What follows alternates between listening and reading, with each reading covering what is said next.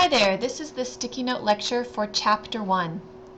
So your notes in this class are going to consist of either real or virtual sticky notes. If you are going to use your hard copy textbook, then you need to buy sticky notes, not super sticky, but regular sticky notes. The super sticky tend to rip pages and leave the pages sticky when you take them off at the end of the year. So just regular sticky notes. And follow along in your real textbook as I go through this e-textbook. If you like to take notes in the e-book, then that's fine too. I will show you how to do it on this video. You need to show me either your hard copy textbook or a laptop or tablet with your e-book to show me that you did your notes, either real or virtual sticky notes. So let's go through the chapter. This is the first page here, Foundations of Environmental Science. So we're going to turn the page up here. And again, you can use your real book if you don't want to use your ebook. And on the first page, there's no notes to make, but on the next page there is. So to make a virtual sticky note, go up here to the pin mark that says Note Tool, click on it, and then go here, and I'll just kind of put it in on this side of the page. And I'm going to create a virtual sticky note that tells me that I need to know certain words on this page. So I need to know, or you need to know, these definitions for your exam. You need to know the definition of environmental science and a natural resource, and renewable resources versus non-renewable resource.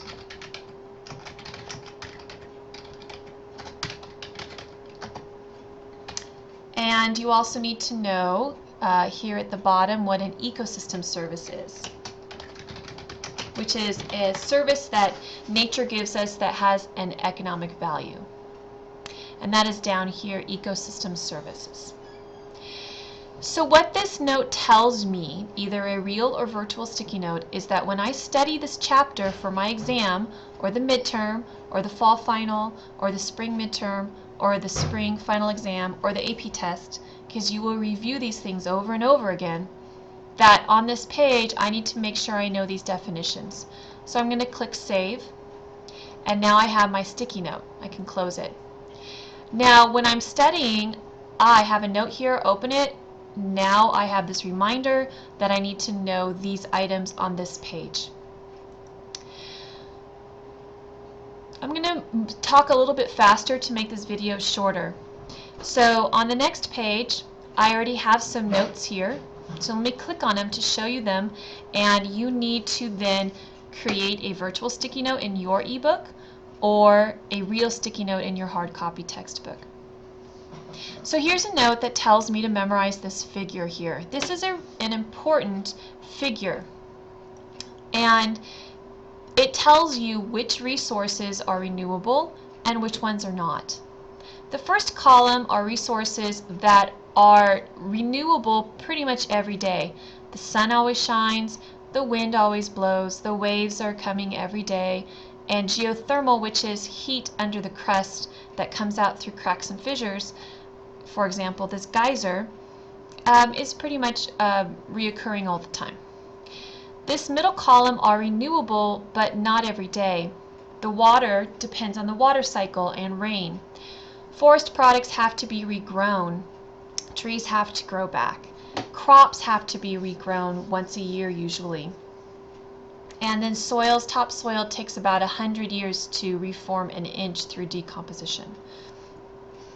And this third column here are non-renewable resources, mean that when they're gone, they're gone. The first three, crude oil, which is also known as petroleum oil, we make our gasoline out of this. Natural gas and coal are fossil fuels, as well as your minerals and your metals are all non-renewable. When they're gone, they're gone. The next sticky note here is a note that you need to know that the agricultural revolution was about 10,000 years ago, where human beings transitioned from being hunter-gatherers to farmers. And the Industrial Revolution started in the mid-1700s, which caused rapid population growth. Also on here, make sure you know this figure here where it shows the Industrial Revolution really triggered rapid population growth. Going on to page 5.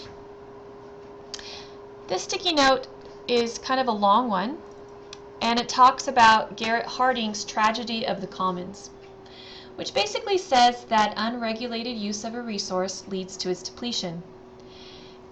What are commons? Basically, they are land or resources owned in common. So, looks like I spelled something wrong, so let me change this here. Cattle, I spelled wrong.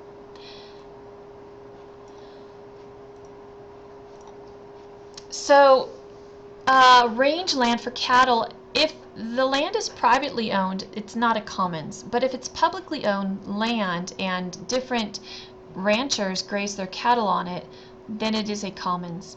The parks are commons. Oceans for food, like fish and clams and even seaweed we use for food. Our air, our water, our forests, which we have lumber, clean air, and water and recreation are all from forests. And how do we prevent these commons from being depleted or damaged? We have regulations like laws, quotas, limits. For example, at our parks, which are commons, they are for everybody to use in our city. You can't just set up a tent and camp there whenever you want. You can't dump your trash there. You can't cut down the trees there. There are laws and regulations so that it's nice for everybody. In our forests, if you cut down a tree, you get a permit first, and then you have to replant whatever you cut down. So these are regulations that help prevent depletion. And then down here, both of these figures here are very important. Know both of these figures and the caption below them, which talks about an eco footprint.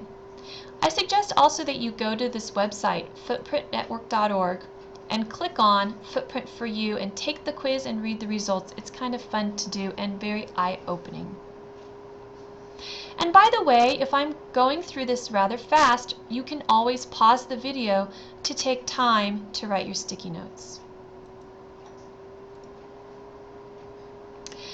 The next page talks about Easter Island, which is an example of a civilization that collapsed. How do we know it collapsed? What is our evidence? After reading this article, you should know that some of the evidence they have are pollen of plants that are no longer on the island but used to live there.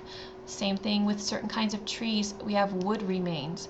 And then what kind of animals used to be there? Well, we find bones buried in certain old village sites, and these are for animals that are no longer there. Well, what caused this depletion? Well, first of all, so what is the sequence of events that caused the depletion? Well, first of all, they cut down trees. It looks like out, but that's actually a C. They cut down trees to build statues, which led to soil erosion, which led to faster runoff when it rains, which means less water percolates into the ground. And when water soaks or percolates into the ground, you can then pump it up in a well for drinking water. So there was less of that, which leads to competition and war. Also, cutting down trees means less canoes eventually, because you cut down the trees and you're using them to build the statues to move, you're using the wood to move the rocks.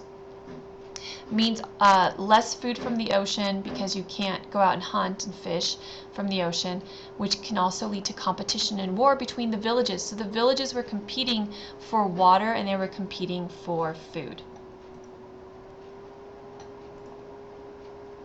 Some other civilizations that have collapsed besides Easter Island. Easter Island is one of the most famous, but we also have the Mayans down in Mexico and Guatemala. The Anasazi Indians that lived in the American Southwest. Angkor, which is in Thailand. the Greeks and Romans even, and the Dust Bowl in the 1930s in the United States Midwest are all examples of ecosystem and societal collapse.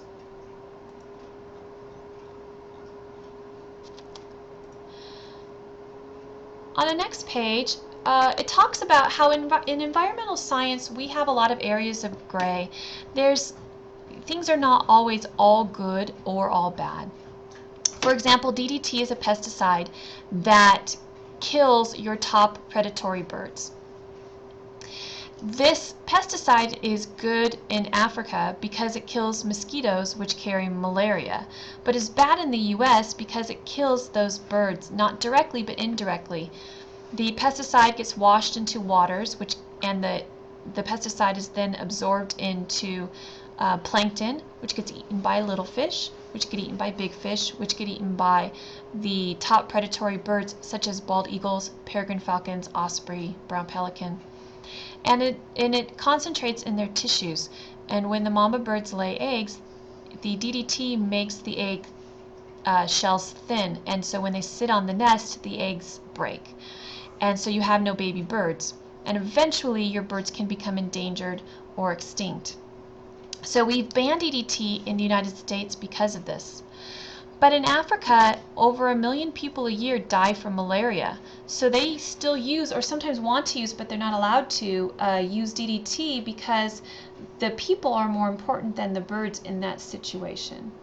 In environmental science, we realize that there are good and bad to a lot of situations. There are two sides to every story.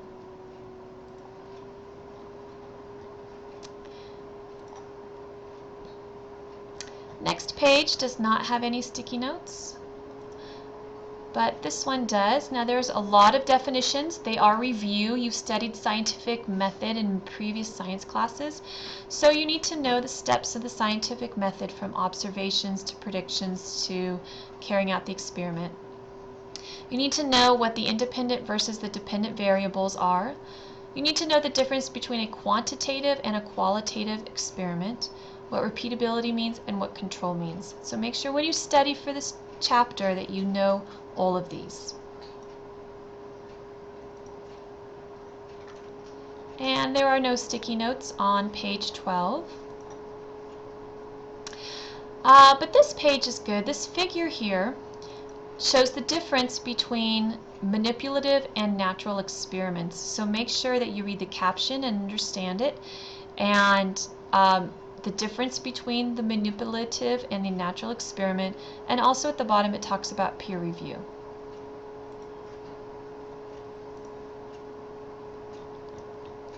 Down here I highlighted follow the money. That's a good thing to read and remember. You won't be tested on this, but it's an important thing to understand in the scientific world. And then on page 15, put a sticky note here to remind yourself to know the definition of sustainability.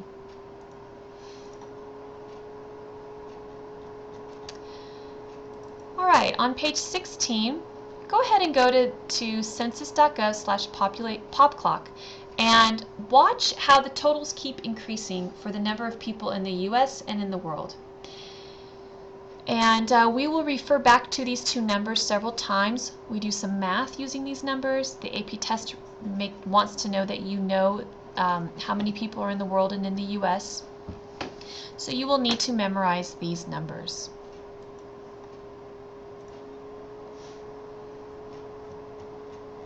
And no sticky notes on that page. And that one, no. So here we are to page 19. Make sure that you read about sustainable development, which is pretty close to sustainability, the definition.